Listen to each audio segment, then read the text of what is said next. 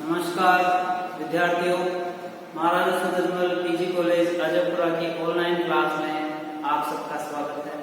आज हम पढ़ेंगे बीए तृतीय वर्ष के प्रथम प्रश्न पत्र और आज हमारा टॉपिक है कामायनी के कुछ पद, उनकी हम व्याख्या करेंगे और इसके लेखक हैं जयशंकर प्रसाद। कामायनी में 15 सर्ग जिसमें से श्रद्धा सर्ग हमारे पाठ्यक्रम में शामिल किया गया है और इसकी हम व्याख्या करेंगे। इस काव्य के अनुसार महाकाव्य है खड़ी बोली का और इस काव्य में जयशंकर प्रसाद जी ने जल प्रलय की घटना के बाद मनु व श्रद्धा का मिलन होता है, भेंट होती है। उस कथा को काल्पनिक तौर पर पेश किया है, प्रस्तुत किया है और इसमें जब श्रद्धा मनु से उसकी भेंट होती है तो उन दोनों के बीच क्या वार्तालाप होता है, यही उस स्थिति का इस कामायनी के श्रद्धा सर्ग में वर्णन किया गया है। सर्वप्रथम में हम यह महाकाव्य कामायनी के श्रद्धा सर्ग से लिए गए कुछ पद हैं और इसके रचयिता जयशंकर प्रसाद, जिन्होंने श्रद्धा व मनु के भेंट के दृश्य को यहाँ पर प्रस्तुत किया है। और मनु श्रद्धा जब मनु को पहली बार देखती है तो उसके मन में विचार क्या आते हैं, वही इसमें वर्णन किया गया है। आइए देखते हैं। जब श्रद्धा पहली बार मनु को देखती है तो अपने मन में विचार करते हुए मनु से वार्तालाप करती है। कौन तुम संस्कृति जल निधि तीर तरंगों से फेंकी मणि एक।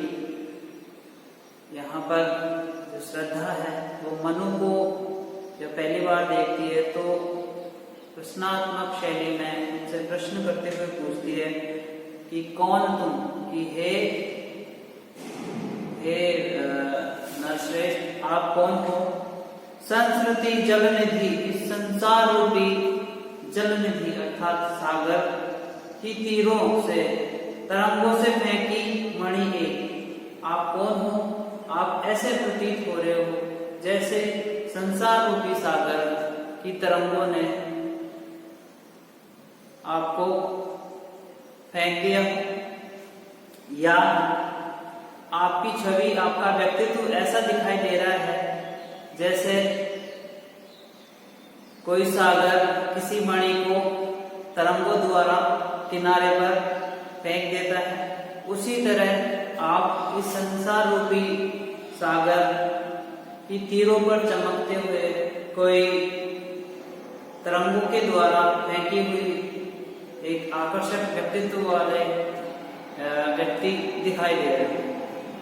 जिस प्रकार से सागर की लहरों के द्वारा कोई चमचमाती हुई मणि सागर के किनारे तरंगों द्वारा लाई जाती है, वैसे ही मनु को यहाँ पर संसार सागर के विभिन्न प्रकार के उतार चढ़ाव द्वारा इस स्थिति में लाकर यहाँ पर छोड़ दिया है और उनका व्यक्तित्व मणि के समान आकर्षक है।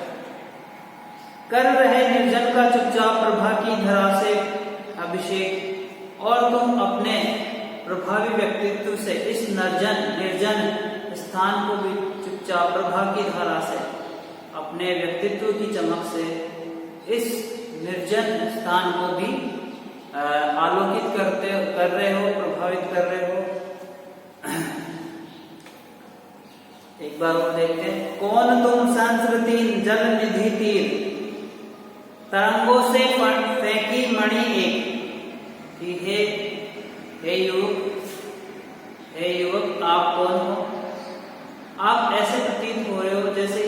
संसार रूपी सागर की लहरों ने आपको इस संसार रूपी सागर के तट पर अकेला छोड़ दिया हो और आपका व्यक्तित्व एक मणि के समान आलोकित करने वाला है, मणि के समान प्रभावी व्यक्तित्व है आपका, और कर रहे निर्जन का चुपचाप प्रभा की धारा से अभिषेक, और आप अपने व्यक्तित्व से इस निर्जन स्थान को भी आलोकित कर रहे हो। और ये निर्जन स्थान आपकी इस व्यक्तित्व का अभिषेक कर रही है, अर्थात जिस प्रकार से एक मणि सागर की लहरों से उछलकर सागर के किनारे आकर गिरती है और वो किसी निर्जन स्थान पर जिस प्रकार से अपना प्रकाश फैलाती है, उसी प्रकार इस जल प्रलय के बाद में एकमात्र बचे हुए मनु वो इस प्रकार से अपने व्यक्तित्व से प्रभावित कर रहे हैं, जिस प्रकार से एक मणि किसी भी व्यक्ति को प्रभावित कर रही है। और निर्जन स्थान अर्थात जो मनु वहां पर उपस्थित थे, वहां पर एक निर्जन स्थान था, ऐसा लग रहा था कि इस निर्जन स्थान में भी उनकी व्यक्तित्व की चमक उनका अभिषेक कर रही है। अब हम आगे देखते हैं। मधुर विश्रांत और एकांत जगत का सुलझा हुआ रहस्य, एक करुणामय सुंदर मौन और चंचल मन का आलस्य। मधुर विश्रांत और एकांत, यहाँ पर श्रद्धा मनु से कहती है कि मधुर विश्रांत, एक मधुर विश्रांत अर्थात एक विशेष परिश्रम के बाद में या परिश्रम के बाद में जो थकान होती है, वो मधुर थकान आपके चेहरे पर दिखाई दे रही है। और एकांत, और इस एकांत मन में या एकांत निर्जन स्थान में एक मधुर थकान दूर करने वाली स्थिति हो रही है और एकांत है। जगत का सुलझा रहस्य, आपको देखने के बाद में ऐसा प्रतीत हो रहा है जैसे आपने जगत के सारे रहस्य सुलझा लिए हो, या आपको देखने के बाद में एक कुछ भी मन में उलझन नहीं रह पाती है, सारे रहस्य स्पष्ट हो जाते हैं। एक करुणा में सुंदर मौन, और आपकी जो आपका मौन होना बहुत ही आकर्षक और करुणा में दया के समान दिखाई दे रहा है। और चंचल मन का आलस्य, और आपको देखकर ऐसा लग रहा है जैसे आपने इस चंचल मन को जीत लिया हो या उसको आलस्य प्रदान कर दिया हो। जब श्रद्धा ने मनु को देखा तो वो उनसे कहती है कि मधुर विश्राम और एकांत, आपको देखने के बाद में एक विशेष परिश्रम से थका हुआ व्यक्ति या विशेष परिश्रम से जो सफलता हासिल होती है वैसे दिखाई दे रहे हो। और एकांत, और ऐसा लग रहा है जैसे इस एकांत में भी आपका अस्तित्व दिखाई दे रहा है, अस्तित्व समझ में आ रहा है। जगत का सुलझा हुआ रहस्य, आपको देखने के बाद में, आपसे साक्षात्कार होने के बाद में ऐसा प्रतीत हो रहा है जैसे आपने जगत के सारे रहस्य सुलझा लिए, या आप एक जगत का सुलझा हुआ रहस्य महसूस हो रहे हो, प्रतीत हो रहे हो। एक करुणा में सुंदर मौन, और आपका जो मौन है वो बहुत ही करुणामय और सुंदर प्रतीत हो रहा है। और चंचल मन का आलस्य, और आपकी छवि, आपके व्यक्तित्व को देखने के बाद में ऐसा प्रतीत हो रहा है जैसे आपने इस चंचल मन को आलस्य प्रदान कर दिया हो, या आपने इस चंचल मन को जीत लिया हो। एक बार इसका देख लेते हैं। सुना ये मनु ने मधु गुंजार मधुकरी का साथ जब आनंद। सुना ये मनु ने मधु गुंजार, जब इतनी अच्छी और इतनी प्रभावित करने वाली बातें जब मनु ने सुनी तो श्रद्धा की ये बातें मनु को मधु गुंजार अर्थात भौरों का स्वर सुनाई दिया, भौरों की ध्वनि सुनाई दी। जब मनु के कानों में श्रद्धा की ये आकर्षक और प्रभावित करने वाली बातें उसके कानों में गिरी तो उनको ऐसा प्रतीत हुआ जैसे कोई भौरे का गुंजायमान हो रहे हो, भौरे गुंजायमान हो रहे। मधुकरी का सा जब सानंद, और ऐसा लग रहा था जैसे मधुकरी का सा जब आनंद। जब इस प्रकार की बातें सुनी श्रद्धा की, मनु ने इस प्रकार की जब बातें सुनी तो ऐसा आभास हुआ इस प्रकार से कोई भिक्षा प्राप्त हो गई हो या किसी से उपदेश प्राप्त हो गया हो। और जिस प्रकार से भिक्षा मिलने के उपरांत जो खुशी मिलती है वो खुशी मनु को श्रद्धा से की बातें सुनकर हुई। किए मुख नीचा कमल समान, प्रथम कवि का जो सुंदर छंद। और जब मनु ने श्रद्धा को देखा तो श्रद्धा का मुख नीचा अर्थात श्रद्धा नीचे देखते हुए बातें कर रही थी, उसके नयन झुके हुए थे। तो उसके नयन जब झुके हुए थे वो ऐसे प्रतीत हो रही थी जैसे कोई कमल झुका हुआ मनु से बात कर रहा हो। जब मनु ने श्रद्धा को देखा, उसके व्यक्तित्व को देखा तो श्रद्धा नयनों को नीचे करते हुए बात कर रही थी तो मनु को ये लगा जैसे कोई कमल झुका हुआ। प्रथम कवि का जो सुंदर छंद, और उसकी बातें सुन के, श्रद्धा की बातें सुन के मनु को आभास हुआ कि ये किसी कवि का कोई प्रथम छंद हो, कोई प्रथम कविता हो। एक बार और देख लेते हैं इसको। सुना ये मनु ने मधु गुंजार, जब श्रद्धा मनु से वार्तालाप करती है और उनसे भिन्न भिन्न प्रकार के प्रश्न पूछती है और एक कौतूहलात्मक प्रश्न शैली में उनसे बात करती है, तो इस प्रकार की बातें सुनकर जब मनु ने उनकी बातें सुनी तो सुना ये मनु ने मधु गुंजार, तो इतनी अच्छी बातें, सुंदर बातें सुनकर ऐसा प्रतीत हुआ जैसे कोई भौरे गुंजायमान हो रहे हो, भौरे की ध्वनियां सुनाई रहे हो, ऐसे प्रतीत हुआ। मधुकरी का सा जब आनंद, जब सानंद। और इस श्रद्धा की बातें सुनकर ऐसा प्रतीत हुआ जैसे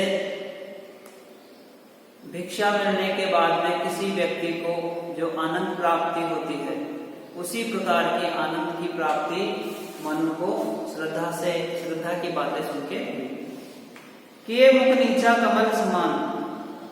और श्रद्धा ने जब मनु से बात की तब उसका सिर झुका हुआ था, उसके नयन झुके हुए थे, तो मनु ने उसको देखकर उसकी तुलना झुके हुए कमल से की है। किए मुख नीचा कमल समान, और श्रद्धा का झुका हुआ सिर, झुका हुआ मुख एक झुके हुए कमल के समान प्रतीत हो रहा था। प्रथम कवि का जो सुंदर छंद, और उसकी बातें ऐसे लग रही थी जैसे किसी कवि का प्रथम छंद हो या किसी कवि की प्रथम कविता हो। एक झटका सा लगा सहर्ष, और श्रद्धा की बातें सुनकर मनु को एक आनंदित करने वाला एक झटका सा लगा। निरखने लगे लुटे से कौन, और वो श्रद्धा को निरखने लगे, देखने लगे और मन में ये सवाल उठने लगे कि ये इतना सुंदर सुंदर बातें करने वाली, इतनी अच्छी प्रभावित करने वाली बातें करने वाली, ये इस जल प्रलय के बाद में ये नारी कौन है? गा रहा ये सुंदर संगीत। और जब श्रद्धा की बातें सुनी तो ऐसा प्रतीत हुआ जैसे कोई संगीत गा रहा हो, सुंदर संगीत गा रहा हो।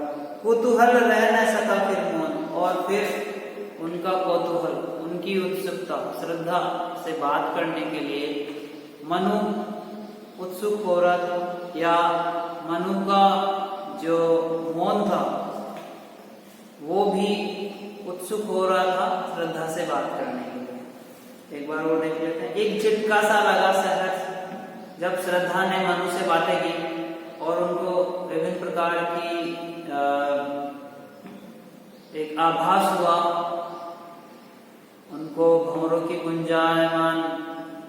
गुंजर ध्वनि महसूस हुई, प्रथम कवि का छंद महसूस हुआ।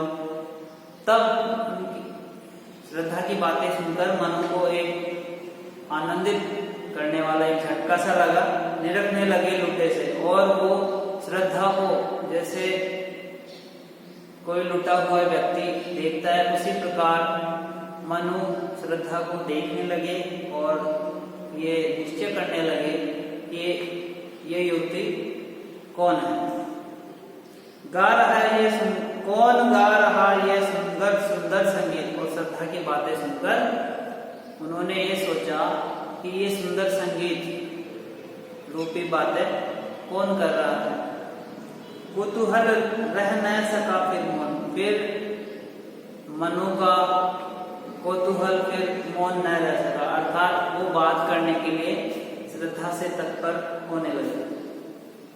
आगे जब श्रद्धा को मनु देखते हैं तो उनके मन में क्या प्रतिक्रियाएं होती हैं उसका वर्णन अगले पदों में किया गया है।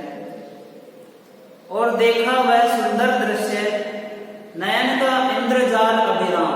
और देखा वह सुंदर दृश्य, और जब मनु ने वो सुंदर दृश्य देखा अर्थात श्रद्धा को देखा, नयन का इंद्रजाल अभिराम, जब श्रद्धा को पहली बार मनु ने देखा तो उन्हें एक नयनों का इंद्रजाल, काला जादू सा, एक सुंदर काला जादू सा आभास हुआ। कुसुम वैभव में लता समान चंद्रिका से लिपटा घनश्याम। कुसुम वैभव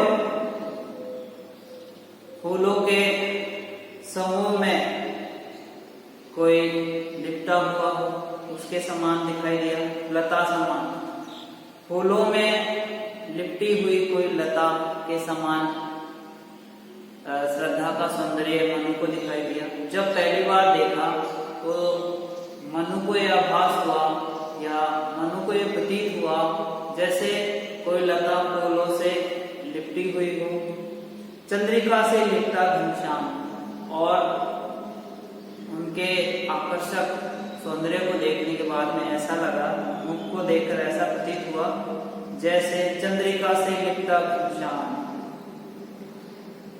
जैसे कोई चांदनी रात में चंद्रिका से लिपटा घनश्याम, चांदनी रात में कोई काला बादल से लिपटा हुआ। चंद्रिका अर्थात चांदनी रातों से लिपटा हुआ कोई काला बादल हो, इस प्रकार से उनका सौंदर्य आकर्षक करने वाला लगा। और देखा वह सुंदर दृश्य, और जब श्रद्धा को देखा तो मनु ने सोचा कि ऐसा बहुत अच्छा सुंदर दृश्य था। नयन का इंद्रजाल अभिराम, और जब मनु ने श्रद्धा को देखा बहुत सुंदर दृश्य के समान वो प्रतीत हो रही थी, और ऐसा लगा जैसे ये कोई नयनों का सुंदर एक इंद्रजाल हो, काला जादू हो। कुसुम वैभव में लता समान, वो इस प्रकार से दिखाई दे रही थी जैसे कोई फूलों से लिपटी हुई लता हो, चंद्रिका से लिपटा घनश्याम, और उनका व्यक्तित्व का सौंदर्य, श्रद्धा का सौंदर्य ऐसा लग रहा था जैसे कोई चंद्रिका से लिपटा हुआ काला बादल। हृदय की अनुकृति बाहर उदास, एक लंबी काया उन्मुक्त। यहाँ पर उनके शारीरिक सौंदर्य का वर्णन करते हुए मनु कह रहा है, मनु कहते हैं कि हृदय की अनुकृति बाह्य उदार, जो उनकी हृदय की अनुकृति थी, जिस प्रकार की बातें मनु से श्रद्धा ने की, तो उनका आकलन वो करते हैं और कहते हैं कि हृदय की अनुकृति बाह्य उदार, हृदय की जो अनुकृति है अर्थात श्रद्धा जिस प्रकार से हृदय से व्यवहार कर रही थी, वैसा ही जो हृदय वो शक्ल और सूरत से बहुत उदार प्रतीत हो रही थी, और जो जिस प्रकार से वो हृदय से व्यवहार कर रही थी वैसे ही उनका व्यक्तित्व था, अर्थात अंदर और बाहर उनमें कोई भेद नहीं था। जिस प्रकार से अंतर्मन से दिखाई दे रही थी वैसे ही उनका बाहरी व्यक्तित्व भी था। एक लंबी काया, और उनका जो शरीर कदकाठी थी वो लंबी थी, उन्मुक्त और स्वच्छंद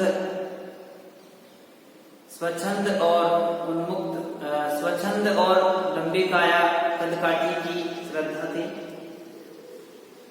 मधु पवन क्रीड़ित जो शिशुशाल, सौरभ हो सुशोभित हो सौरभ संयुक्त, और उनकी अच्छी लंबी कदकाठी वाली श्रद्धा, उनका शारीरिक सौंदर्य इस प्रकार से दिखाई दे रहा था जैसे मधुर पवन क्रीड़ित जो, ऐसे प्रतीत हो रही थी। श्रद्धा का जो शारीरिक सौंदर्य है वो ऐसे प्रतीत हो रहा था जैसे मधुर पवन क्रीड़ित जो, मधुर पवन से क्रीड़ा कर रहा हो शिशुशाल, साल का छोटा वृक्ष, छोटा पौधा मधुर पवन से जिस प्रकार से क्रीड़ा कर रहा हो, ऐसा ही उनका व्यक्तित्व, उनका शारीरिक सौंदर्य श्रद्धा का छोटे शिशु के समान, छोटे शाल वृक्ष के समान दिखाई दे रहा था, जो मधुर पवन के साथ क्रीड़ा करता है। सुशोभित हो सौरभ संयुक्त, और उनका व्यक्तित्व उनके सौंदर्य से, उनके शारीरिक सौंदर्य से इस प्रकार सुशोभित हो, वो सुशोभित हो रही थी सौरभ संयुक्त। शरीर से सौंदर्य के साथ साथ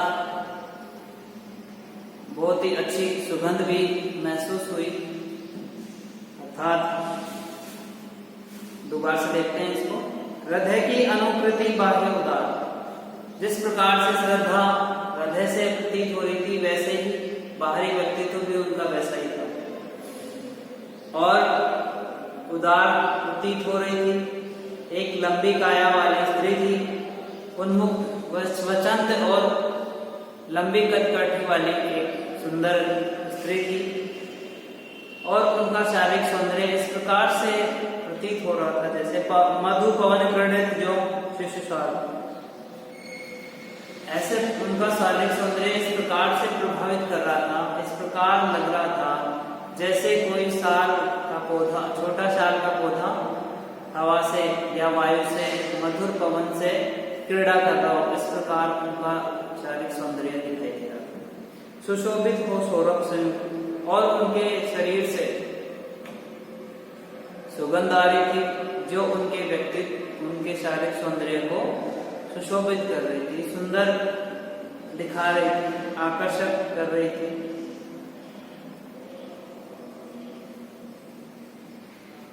मृषण गंधार